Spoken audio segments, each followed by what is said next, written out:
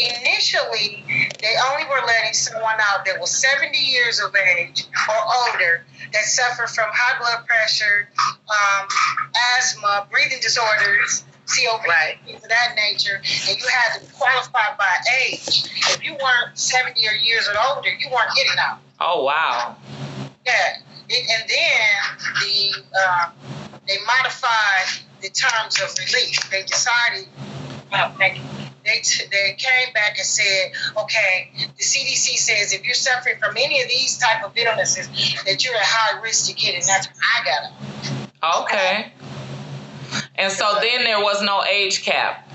No age cap. If you had these illnesses and you have somewhere to go that they can physically see, then they started releasing people to their homes. Well, the problem with that is a lot of people have nowhere to go.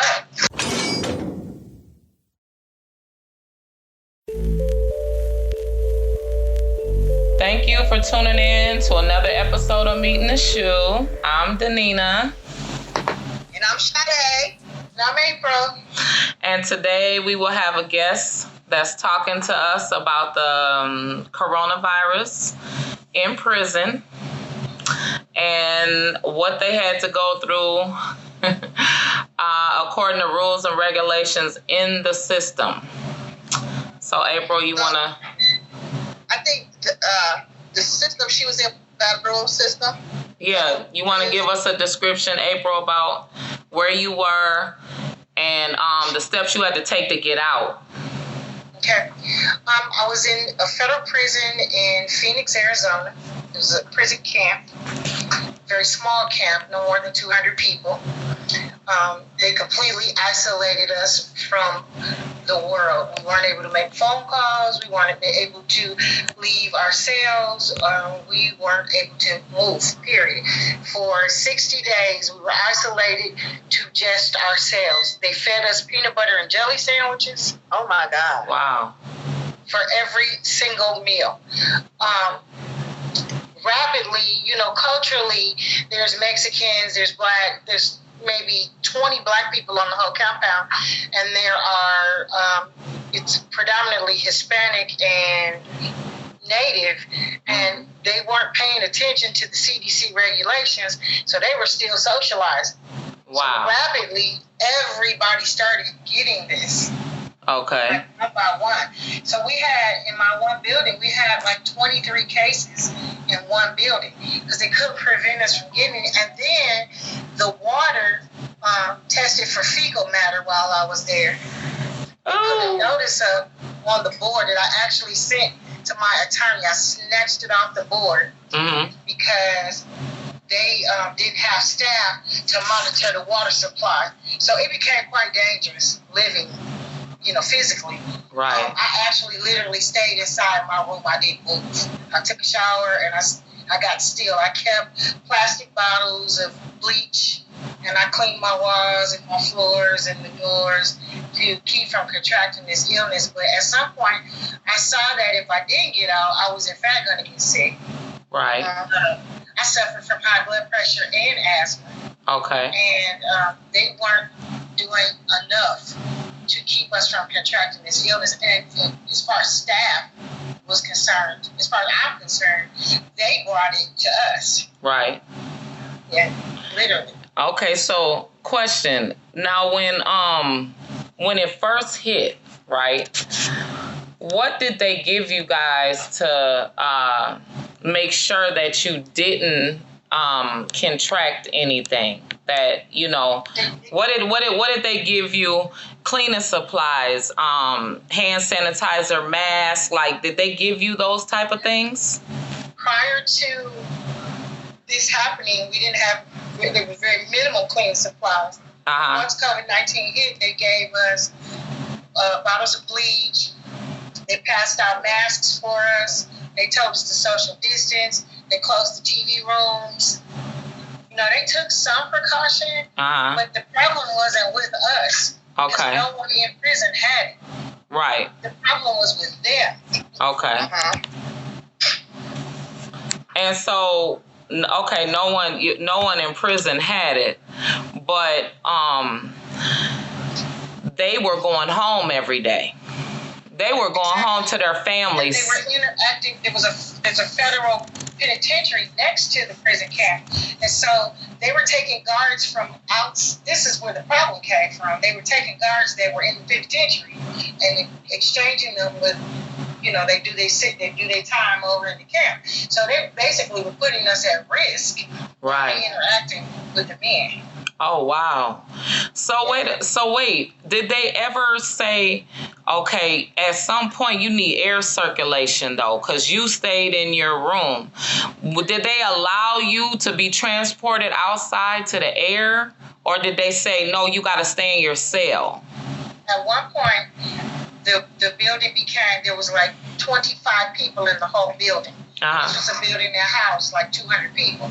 Right. Everybody had contracted it. So okay. They moved the people that had contracted it into another building, emptied out that building, and put everybody in another building. Uh-huh. And they allowed us to come out in increments of 20. Okay. That small group, we could come out for 1 hour and walk.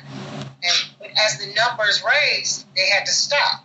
So it may have went on for 2 weeks, maybe, before we were completely cut off from the community again. Okay. It went on from February till I left in September. They were still doing it. What? So what? Huh? What'd you say, Shanna? What? They weren't taking the precautionary measures. Like I said, it's not so much us as it is them. The interaction with them. Right. How does a qualify to even get out early? How much time would they let a person out on an early release due to COVID? I'm sorry?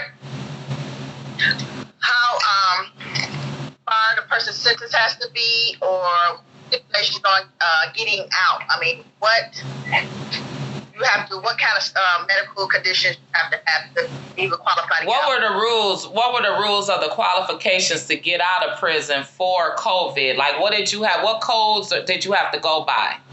Initially, they only were letting someone out that was 70 years of age or older that suffered from high blood pressure, asthma, breathing disorders, COPD, things of that nature, and you had to qualify by age. If you weren't 70 years or older, you weren't getting out. Oh, wow.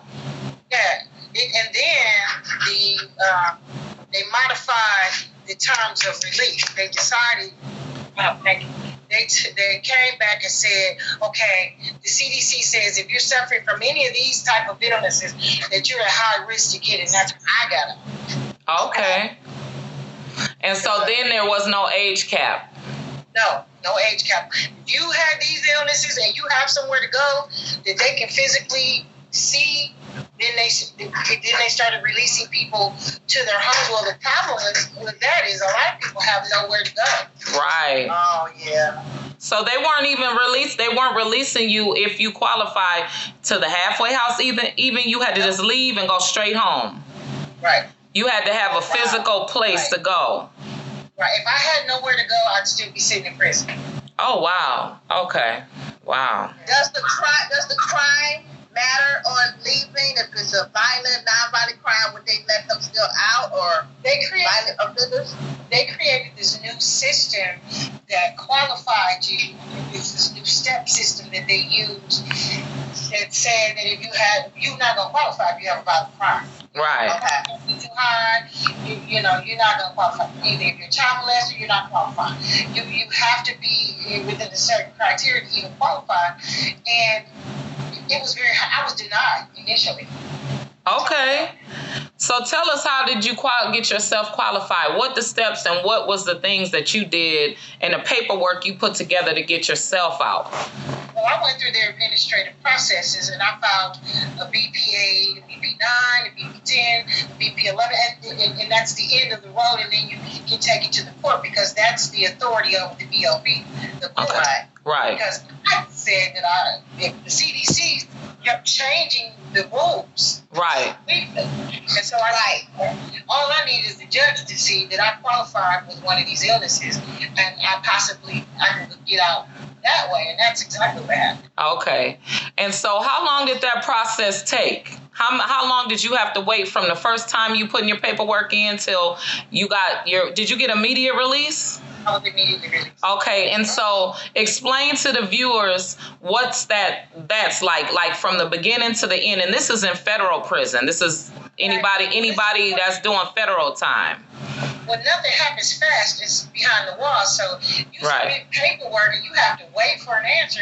That could be anywhere from 1 to 20 days before it responds. Okay. And COVID-19, you don't even have any staff around. So it took me from April to here, to September, to even get through my process. Okay. And so when they told you, the first time that they told you you were denied, they still giving you options for you to continue to plead your case to get released, right? They don't give you the option to BOP. They put in writing that you've been denied by the Bureau of Prisons. Now, what you do with that denial is something that you have to be knowledgeable about. Okay. You have to know that there is an authority over the Bureau of Prisons. Okay. You don't know that. So, I just happen to be incarcerated so long that I know their processes. And so I know they didn't have the final say so. Mm-hmm. Right. Okay. And so another thing. So when you were released, right, did you report, you went straight home to your home and then they came, and what was the process after that? Or did you have to go like to one of the halfway houses or anything to check in? Like, how did that go? Did your family, did your family have to pay for your air flight or bus ticket or whatever? How did that go? No, the Bureau of Prisons was kind enough to place me on a plane. Okay. Paperwork, and you have to wait for an answer.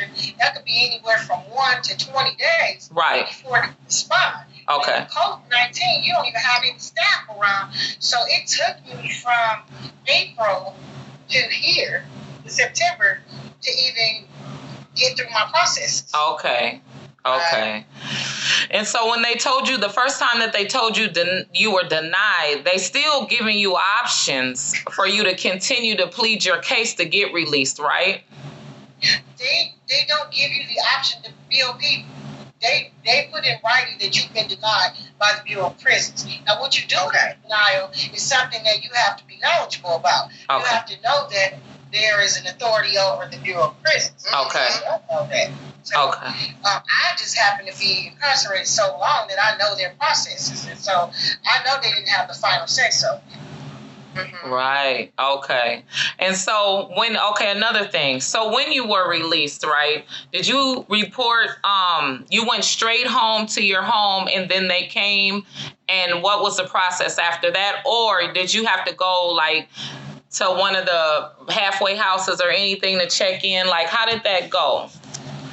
Did your family, did your family have to pay for your air flight or bus ticket or whatever? How did that go?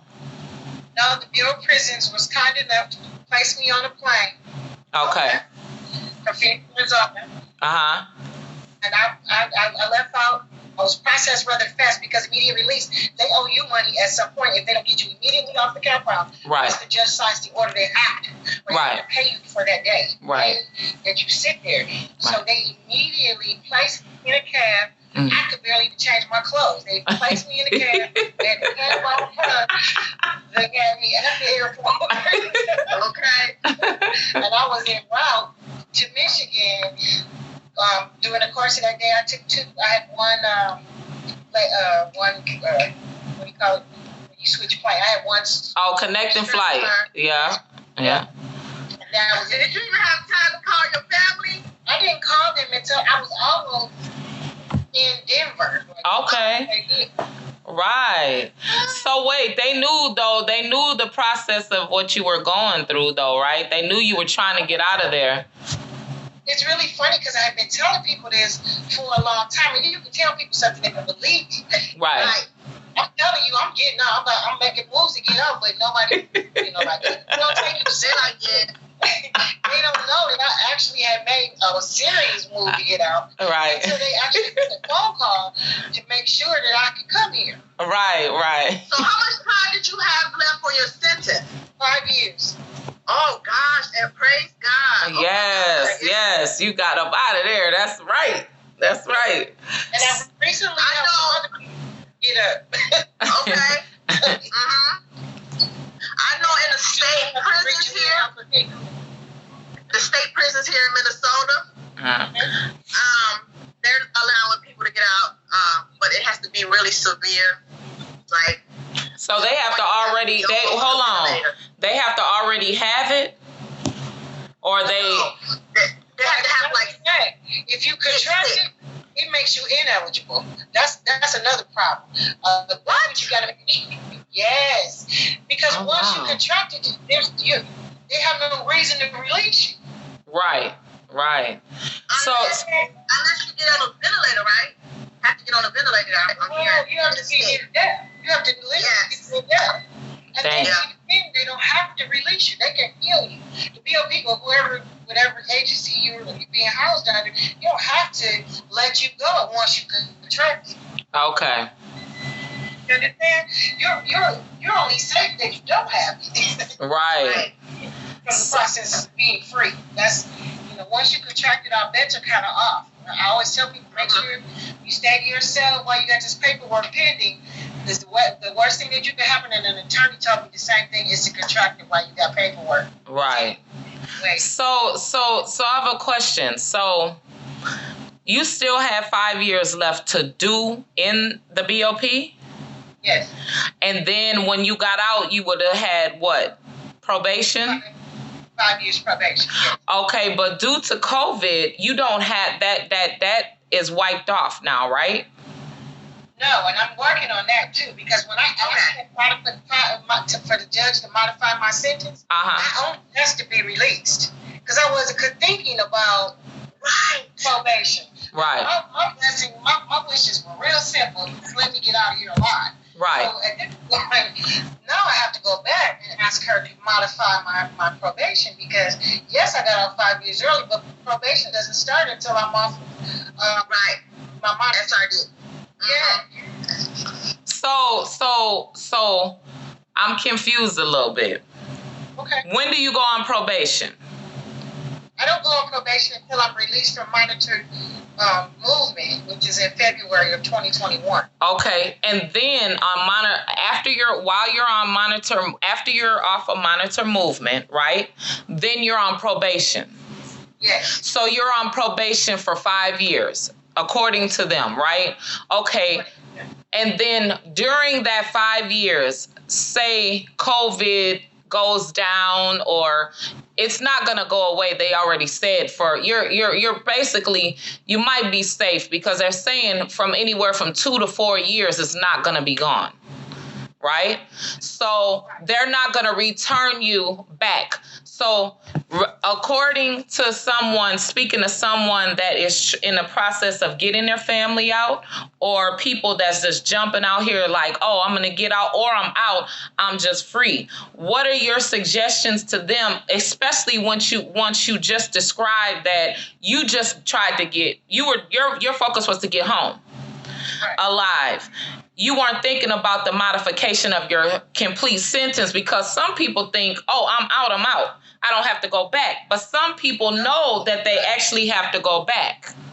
No, the threat is still there, and you can best believe, they make themselves, the probation department makes themselves visible to me on a regular basis, verbally, not so much physically, but verbally. My suggestion to anyone that gets out early due to COVID is to come out and do exactly what you need to do for your life. Right. Get you a job, stay focused, go to church or whatever God you believe in, and get still. Because the safe, I go to work every day and I work with the public, but I'm not in their face. Right. I know how to maneuver and stay away. I do the 6 feet thing and I wash my hands all day. I come home and I strip down. I take it very serious because I've seen people get sick and I've talked to them. And the one lady told me it was like breathing glass. Whoa. She said that's how it feels in your chest. Oh my God. I can't even imagine something like that. So I don't want to find out the hard way. And hold on, describe to the viewers how that was in there, where you witnessing the people in there on a mild case and a high intense case of them having COVID. How can you describe that outside of the woman that said she was like breathing glass? Excuse me. A lot of people didn't take it serious. They really, really, really. What I seen in prison more than anything is people didn't really believe they could get it. I mean, nobody really wants to believe it. So they sat around and held powwows and groups, and the group ended up with it. Oh no. Yeah, it was bad. It was so bad. And then we got to the point where we could visually see when you got symptoms. I could hear it when we walk by, you sweat. So we started telling, unfortunately, the staff, like, I think they're sick and they don't want to tell you. Right. Yeah, they don't want to tell. But you're not going to sick because you don't want to tell. Right. You know what? The scary part about this is, like, when you go to prison, you lose all your rights. Right. So when this vaccination come out, I'm wondering, will they push this vaccination off on the inmates that's in prison just to make them take it? You know what I mean? So it's kind of like a scary thing. You know, something new. You got to take a vaccination. You don't know if you want it or not. Some people want it, some people don't. I don't. I agree with you because they tested us, and this is literally, I have been tested at least 15 to 20 times for COVID-19 in prison. Now, you know how awful that test is? Up your nose. Oh, my God. So each time somebody got it, I had to be tested. Oh, my God. Oh, it was horrible. It was just horrible. And so is it true? Because they have different tests now. Now it's just a little swab like around your nose, like in the front, or you spit, right? They got better with it, right? So before I left prison, they did. No, I'm saying now that's how they do it out here. Because before it was just like how you were getting it way up your nose. Yeah, and you bleeding and all. It was horrible. It was bad. And so when they did that, was it really like it went way back there? Look at me, I'm pointing. Hold your head back because they're sticking a stick this long. Oh my God, no. All the way up. Oh my God. And were they forcing it? Like, did it mess with your eyes? You know, I'm just thinking of your ear, nose, and it's like your sinuses. You messed up for a minute. Like your sinus cavity is all the way up in your forehead. No. It was deep. It was. I literally fought for my life. Literally. That's right. Now it's just a little swab like around your nose, like in the front, or you spit. Right? They got better with it, right? So before I left prison, they did. No, I'm saying now that's how they do it out here. Because before it was just like how you were getting it way up your nose. Yeah, and you bleeding and all. It was horrible. It was bad. And so when they did that, was it really like it went way back there? Look at me, I'm pointing. Hold your head back because they're sticking a stick this long. Oh my God, no. All the way up. Oh my God. And were they forcing it? Like, did it mess with your eyes? You know, I'm just thinking of your ear, nose, and it's like your sinuses. You messed up for a minute. Like your sinus cavity is all the way up in your forehead. No. It was deep. It was.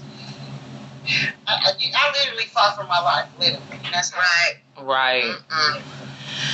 Oh, April, I'm so glad you're home, girl. Now tell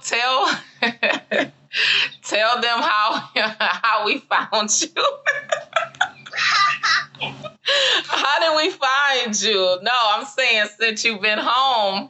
Okay, I'll say how we found her was I was communicating to her through the email, but life is going and she understood, and so I'm tapping in every now and then. So when I tapped in one day, no, actually I got an email that said she was home, right? So when I got the email, our other friend was up here visiting me.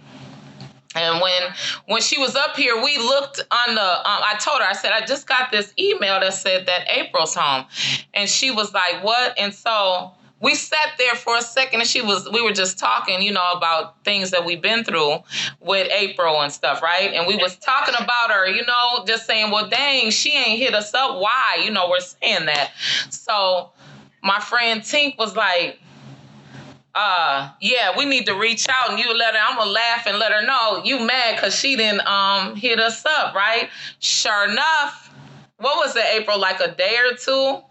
Yeah, she ended up calling or something, and we were together, and Tink was telling her, like, Nina just but I'm just showing you how when you speak and even, in your concern, how the universe works and how God hears you speak. Because it was just a coincidence that Tink was up here. That email came through, and but I was just telling her we were speeding up, due to the COVID situation. And I was just talking to her about it. And April ended up we saw her online. And I'm like, we got to talk to her. We got to get up with her. But yeah, I'm glad you got out. I have known them since 1990. Yep. Okay. Yeah. Wow. Yeah. Long time. Yes, girl. I'll be up. I'll be catching up to you soon. I'm gonna make sure you good. And I'm so glad that you out that situation. Oh my God. Yeah. You was literally in there fighting for your life, girl. Damn. Just to be in seclusion for one. And then it's like, dang, I don't even have to be in the hole, but I'm in the hole because I want to be. I'm making sure I ain't getting sick. Like, whew. It was real shoe living, for real. Yes, Okay. I know, huh? Yeah. Okay. Now, tell her about the shoe moment. What is her shoe moment? Yes. So a shoe moment is a situation since you've been home, even you being under restrictions that would make you feel like if I wish would send you back to this. That would send you back to this. You see me pointing to send you back to the shoe. That you like, if they try to pull it, I don't care. I'm going back, right? You got to give us, I know something or somebody done sent you off to the point where you done been so upset where you like, oh man, come on now. You ain't doing this. I'm not trying to go back to jail. A good situation or a funny situation.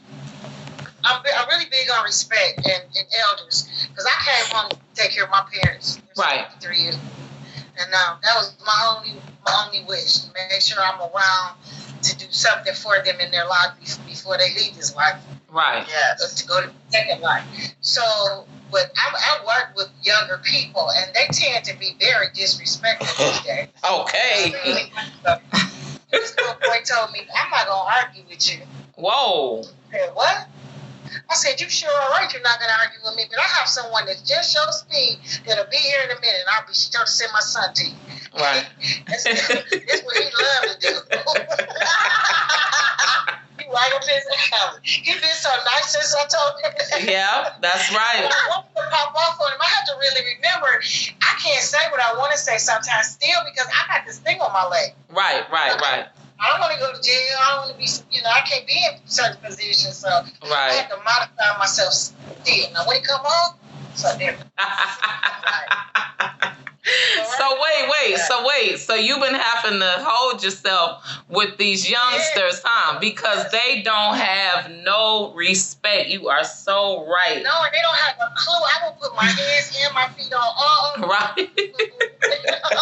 She said hands and feet. Oh, shoot. Old school stuff. Yes. So you say, even to the youth, right? They're even not even taking the this serious as well. Like they think that it's a joke, and I think it's because most of the people that's their age, between 18 and 35, they recover. Especially now, due to the COVID cases that's coming along now, it's high, intense, and they're right now they're putting restrictions on each state again, but most of the people between the ages of 18 and 35, they're recovering from it. So they're thinking it's just a cough, a sneeze. Oh, I'm going to take some airborne and I'm good. Honestly, I would go even further. I would go as far as to say that most people have contracted it and their body has just fought it off. Yep. I think so too. Yeah. I think so too. Yeah. I think so. Any of us were surpassed. Right. There are mild cases and then there are extreme cases, and that the elder people are the ones that can't. The elderly is suffering. Yeah, Right. That's exactly. And that's so sad. That is so sad, because the young people think that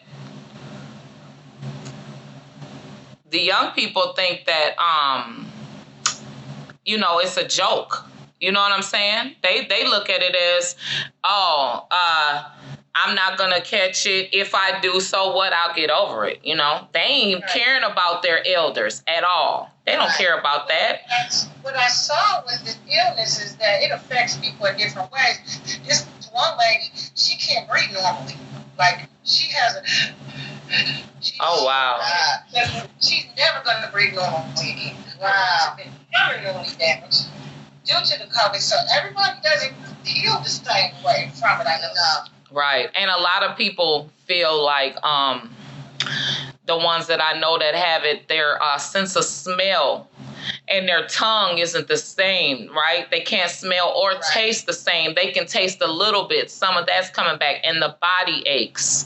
I heard that the body aches are horrible. So, I mean, it's still here, pretty live. You know what I mean? It's still going on. But I think that the difference, because they were talking about that on the news today when I was trying to do a little bit of research on it now, that even the doctors want to be vaccinated, right?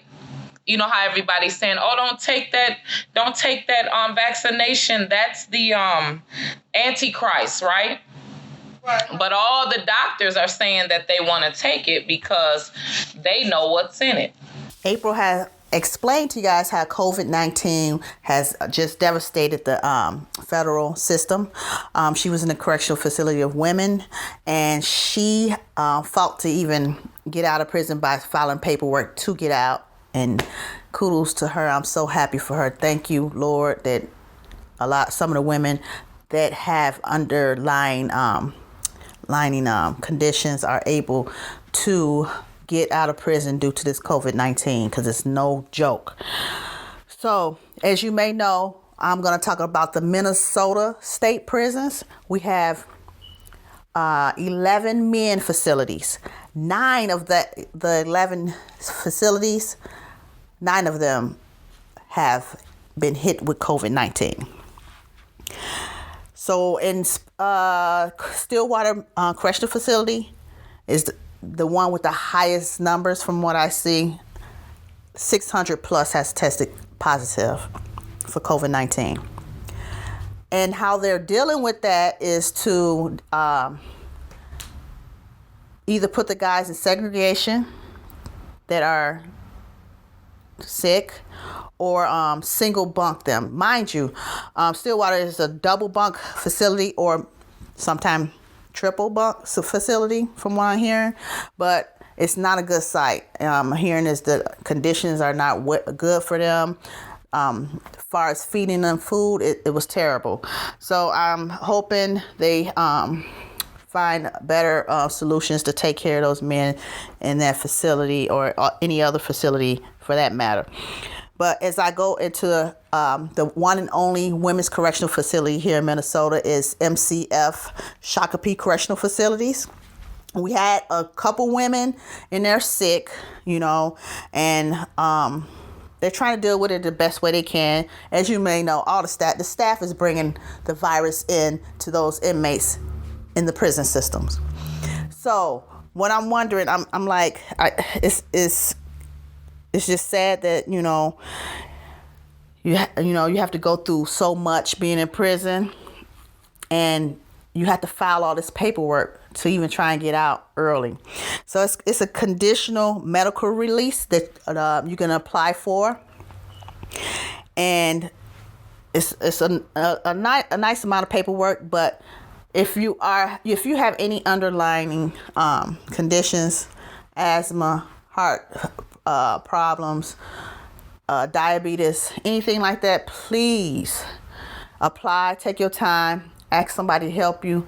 Apply to try and get an early release, because in the women's facility, about 36 inmates at Shakopee have been approved for conditional medical release out of 234 women that applied.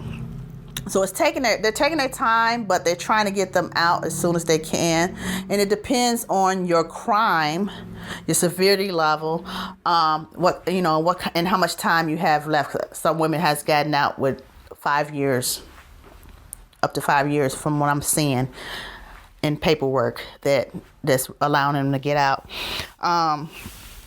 32 inmates was approved for conditional work release. So they got work release earlier than expected. Usually when you apply for work release, you only get 8 months, maybe 6 months early to get out and work and transition into society.